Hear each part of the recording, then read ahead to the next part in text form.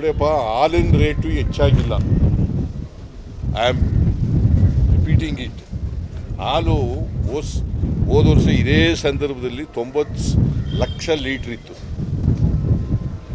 90 ಲಕ್ಷ. ಈಗ 99 ಲಕ್ಷಕ್ಕಿಂತ ಜಾಸ್ತಿ ಆಗ್ಬಿಟ್ಟದೆ. 99 ಲಕ್ಷ. ಈಗ ನಾವು ರೈತರಿಗೆ ಹಾಲು ತಗೋಬೇಕಲ್ಲ, ಅವ್ರನ್ನ ಬೇಡ ಅಂತ ಹೇಳೋಕ್ಕಾಗಲ್ಲ. ಹಾಲು ಉತ್ಪಾದನೆ ಆಗಿದೆ, ಮಾರುಕಟ್ಟೆ ಮಾಡಬೇಕು. ಅದಕ್ಕೋಸ್ಕರ ಬಾಟ್ಲಲ್ಲಿ 500 ಅರ್ಧ ಲೀಟ್ರ್ ಕೊಡ್ತಿದ್ವಲ್ಲ, ಅದಕ್ಕೆ 50 ಮಿಲಿ ಲೀಟ್ರ್ ಜಾಸ್ತಿ ಮಾಡಿದ್ವಿ. ಕ್ವಾಂಟಿಟಿ ಜಾಸ್ತಿ ಆಗಿದೆ. ಆ ಕ್ವಾಂಟಿಟಿಗೆ ಎಷ್ಟು ಮಾಡಿದ್ದೀವಲ್ಲ, ಅದಕ್ಕೆ ಎಷ್ಟು ಬೆಲೆ ತಗಲ್ತದೆ ಅದಕ್ಕೆ ಬೆಲೆ ಮಾಡಿದ್ದೀವಿ. ನಾನು ಹೇಳೋದು ಅರ್ಥ ಆಯ್ತಾ? ಕ್ವಾಂಟಿಟಿ ಬೆಲೆ ಜಾಸ್ತಿ ಮಾಡಿದ್ದೀರಿ. ಆ ಕ್ವಾಂಟಿಟಿ 50 ಮಿಲಿ ಲೀಟ್ರ್ ಹೆಚ್ಚು ಮಾಡಿದ್ದೀವಲ್ಲ, ಅರ್ಧ ಲೀಟ್ರಿಗೆ ಮತ್ತು 1 ಲೀಟ್ರಿಗೆ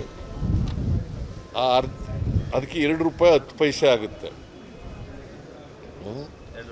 2 ರೂಪಾಯಿ 10 ಪೈಸೆನ ಅದನ್ನು 2 ರೂಪಾಯಿ ಮಾಡಿದ್ದೀವಿ. ಇನ್ನು ಬೆಲೆ ಎಲ್ಲಿ ಹೆಚ್ಚು ಮಾಡಿದ್ದೀವಿ? ಎಲ್ಲಪ್ಪ ಹಾಲಿನ ಬೆಲೆ ಎಲ್ಲಿ ಹೆಚ್ಚು ಮಾಡಿದ್ದೀವಿ? ಇಲ್ಲ, ಮಾರುಕಟ್ಟೆ ಬಿಡಬೇಡ್ರಿ. ಅವ್ರು ಹೇಳ್ತಾರೆ ಅಂತ.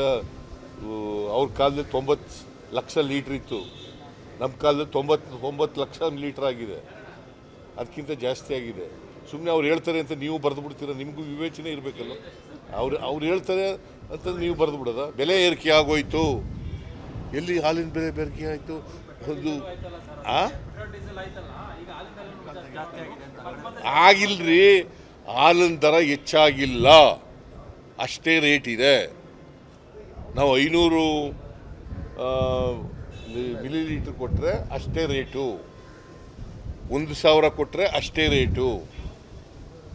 ನಾವು ಹಾಲು ಹೆಚ್ಚಾದ್ರಿಂದ ಮಾರುಕಟ್ಟೆ ಮಾಡೋಕ್ಕೋಸ್ಕರ 500 ಇದ್ದದನ್ನು 550, 1000 ಇದ್ದದನ್ನು 1050 ಮಾಡಿದ್ದೀವಿ. ಅದಕ್ಕೆ 2 ರೂಪಾಯಿ ಆಗುತ್ತೆ 50 ಮಿಲಿ ಲೀಟ್ರಿಗೆ. ಅದಕ್ಕೆ ಹೆಚ್ಚು ಕೊಡಿ ಅಂತ ಹೇಳಿದ್ದೀವಿ. ನೀವು ಹೋಟ್ಲವರು ಕಾಫಿ ಟೀ ಮಾಡೋರಿಗೆ ಬೆಲೆ ಹೆಚ್ಚಾಗಾಯ್ತದ? ಅವ್ರಿಗೆ ಹೆಂಗೆ ಜಾಸ್ತಿ ಆಗ್ತದ್ರಿ? ನೋ ನೀವು ನೋಡಿದ್ರೆ ಪತ್ರಿಕೆ ಓದಿದ್ರ?